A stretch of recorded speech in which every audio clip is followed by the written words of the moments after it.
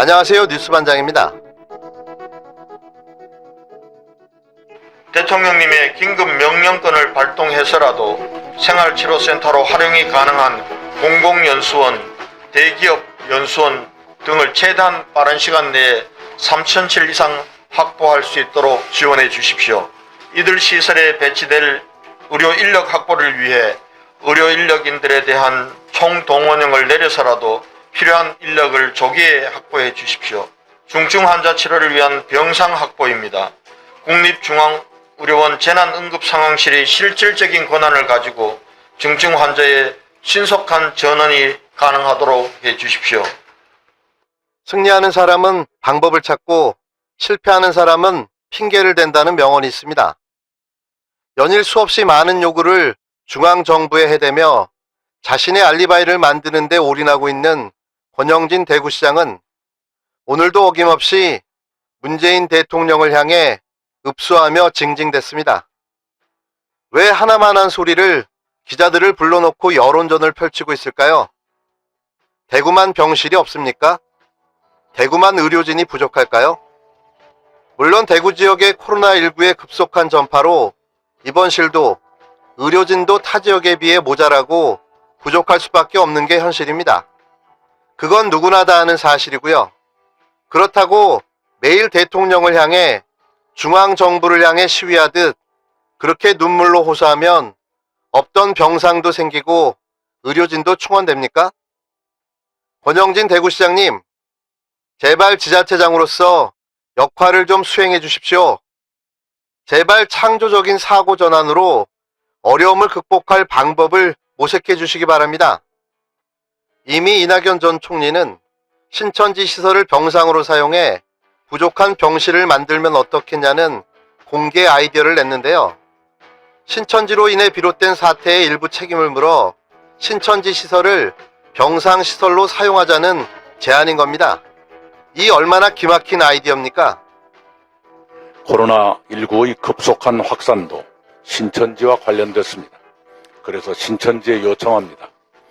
신천지 소유 시설을 신천지 소속 무증상 경증 환자들의 생활치료센터로 제공하고 그 운영을 책임져 주시기 바랍니다. 그것이 코로나19 확산으로 고통을 겪으시는 국민에 대한 신천지의 최소한의 도리라고 생각합니다. 물론 신천지 측 생활치료센터의 환자들에 대한 의료 지원은 정부가 제공하고 다른 치료센터와 마찬가지로 병원 치료가 필요한 환자들은 신속히 병원으로 옮겨 입원 치료를 받으시도록 해야 할 것입니다. 지금은 긴급 상황입니다. 전시를 방불케 하는 위급 상황이죠. 현지에서 가능한 모든 자원과 인력을 총동원해 최선의 수단을 강구하고 그리고 안 되는 것을 중앙정부에 요청해야 하는 겁니다. 더 이상 허둥지둥 어리버리하다 귀중한 국민의 생명을 또 얼마나 잃어야 하는 겁니까? 제발 좀 정신을 바짝 챙겨주시기 바랍니다. 권영진 대구시장이 문재인 대통령에게 긴급명령을 발동해서라도 추가로 병상을 확보해달라고 요청했습니다. 권영진 시장은 2일 오전 정례 브리핑에서 국가가 동원할 수 있는 가용자원을 모두 활용할 수 있도록 선제적이고 신속한 지원을 해달라며 3가지 내용을 문재인 대통령에게 요구했는데요. 대통령의 긴급명령권을 발동해서라도 생활치료센터로 활용이 가능한 공공연수원, 대기업 연수원 등을 최대한 빠른 시간 내에 3,000실 이상 확보해달라고 요청한 겁니다. 또 이 시설에 배치될 의료인력 확보를 위해 의료인에 대한 동원령을 내려서라도 필요한 인력을 조기 확보해달라고 요구했습니다. 이어 중증 환자 치료를 위한 병상 확보를 위해 국립중앙의료원 재난응급상황실이 실질적 권한을 갖고 중증 환자의 신속한 전원이 가능하도록 해달라고도 덧붙였는데요. 대구에는 병상이 부족해 확진자의 절반이 넘는 2,031명이 아직 입원하지 못하고 있습니다. 또 입원을 기다리다 3명이 숨지기도 했는데요. 때문에 정부는 환자의 위중도를 나누고 경증 환자는 별도로 생활치료센터에서 치료하기로 지난 1일 결정했습니다. 하지만 대구시가 확보한 생활치료센터는 중앙교육연수원 167분이었는데요. 대구시는 삼성인재개발원, 영덕연수원, 농협경주교육원, 문경서울대병원 인재원 등을 추가로 생활치료센터로 지정했지만 모두 700여실에 불과한 상황인 겁니다. 때문에 늘어나는 확진자를 감당할 수 없는 지자체가 정부의 도움을 요청한 건데요. 위중하고 위급한 상황은 전 국민이 잘 알고 있고 도움을 줄 수 없는 마음은 너무나도 아픕니다. 이 위중한 재난 상황 속에 이런 비판과 비난이 적절하지 않다는 것도 저도 너무 잘 알고 있습니다.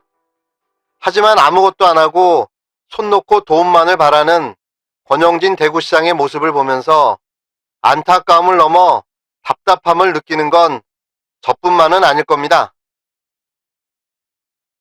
제가 3월 1일 기자간담회에서 말씀드린 탄핵 관련 발언에 대해 일부 언론이 그 취지를 왜곡 보도한 것에 유감을 표합니다. 제가 말씀드린 취지는 미래통합당의 문재인 대통령 탄핵 주장은 터무니없는 망동에 불과하다는 것이 정의당의 판단이자 민심이라는 것입니다. 더 나아가 이런 국정농단 세력의 반동은 국민과 정의당이 막을 것임을 말씀드린 것입니다. 정의당은 이번 총선에서 진보개혁 세력이 확고한 승리를 이뤄내야 한다고 생각합니다.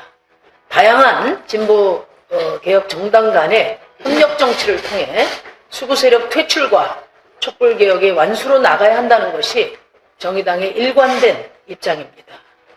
어렵게 만든 연동형 비례제도가 미래통합당에 의해 도둑질 당하는 것에 대해 왜 고통스럽지 않겠습니까? 그렇다고 위헌적인 비례위성 정당으로 맞수를 두는 것은 잘못됐고 효과적이지 않다고 말씀드린 것입니다. 무엇보다도 정의당은 연동형 비례제 취지를 훼손하는 위헌적인 위성정당의 배에는 몸을 실을 수 없습니다. 아마 정의당은 단독으로 비례대표를 내고 4.15 총선을 치를 것으로 보여집니다.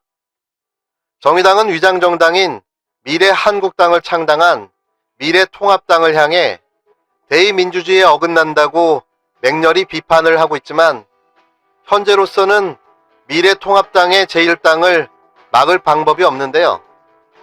솔직히 더불어민주당이 10석 가까이를 손해보면서 선거법 개혁안을 통과시켰습니다. 비례대표제도 20석 캡을 30석으로 양보해주면서까지 정의당에 유리하게 법안을 통과시켜준 거죠. 그렇다면 지금 현 상황에서 정의당은 적어도 한 발자국 물러서 양보하는 척이라도 해야 하는 겁니다. 그게 도리인 거죠. 지금 이대로 가다간 정의당은 비례대표 10석도 못 건지고 다수당을 위한 선거법 개정은 미래통합당을 위한 선거법으로 바뀔 판인데요. 정의당은 이렇게 끝까지 명분만 찾고 대의 민주주의를 들먹이면서 연합 비례정당을 거부한 겁니다. 안타깝고 참 아쉽습니다. 더 심한 말을 하고 싶지만 말을 아끼겠습니다. 여기에 적절한 표현이 무엇일까 뒤져보다 정말 딱 맞는 어느 누리꾼의 댓글을 봤습니다. 그 댓글을 인용하고 마무리하겠습니다. 동아리는 대학교의 사정에는 관심이 없다. 이게 적절한 표현인 듯합니다.